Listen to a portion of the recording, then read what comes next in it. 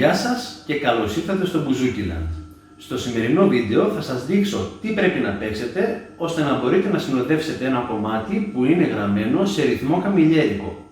Το καμιλιέρικο, όπως και το ζεϊπέκικο και ο καρσιλαμάς, ανήκουν στην οικογένεια των 9άσημων ρυθμών, δηλαδή έχουν στον αριθμητή τους το νούμερο 9.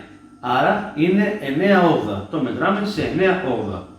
Για να μπορέσουμε να το μετρήσουμε θα το σπάσουμε όπως κάναμε και με τους άλλους 9άσημους ρυθμούς σε 2, 2, 2 και 3. Θα είναι δηλαδή 1, 2, 1, 2, 1, 2, 1, 2, 3.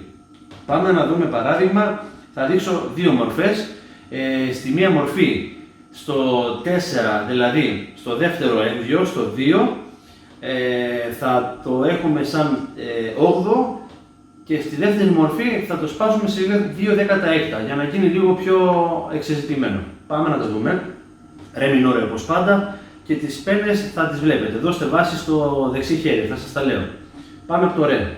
Όπου ακούμε το εν είναι μπάσο. Εν. Κάτω πάνω τώρα στο 2. 2 ο.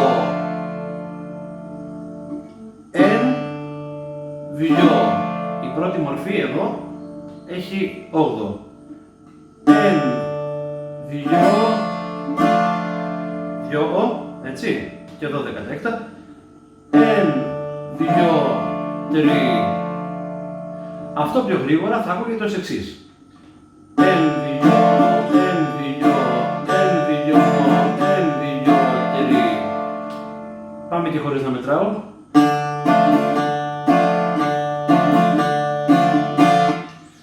Κάπως έτσι θα ακούγεται. Και πάμε τώρα να δούμε και τη δεύτερη μορφή, που είναι, όπως είπα, με τα 2 δέκατα έκτα στο 4, στο δεύτερο ένδυο στο 2. Πάμε να το δούμε. 1, 2, 1, 2, 1, 2, 1, 2, 3. Αυτή είναι η δεύτερη μορφή, δεν θα το μετρήσω, απλά θα το παίξω να το ακούσετε.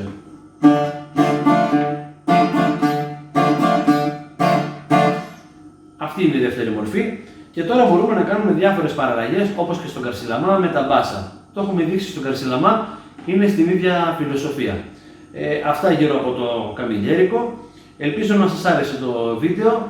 Αν σας αρέσουν τα βίντεο μου κάντε ένα like και subscribe και σας ευχαριστώ που με παρακολουθήσατε και θα τα πούμε σε ένα από τα επόμενα βίντεο. Να είστε καλά!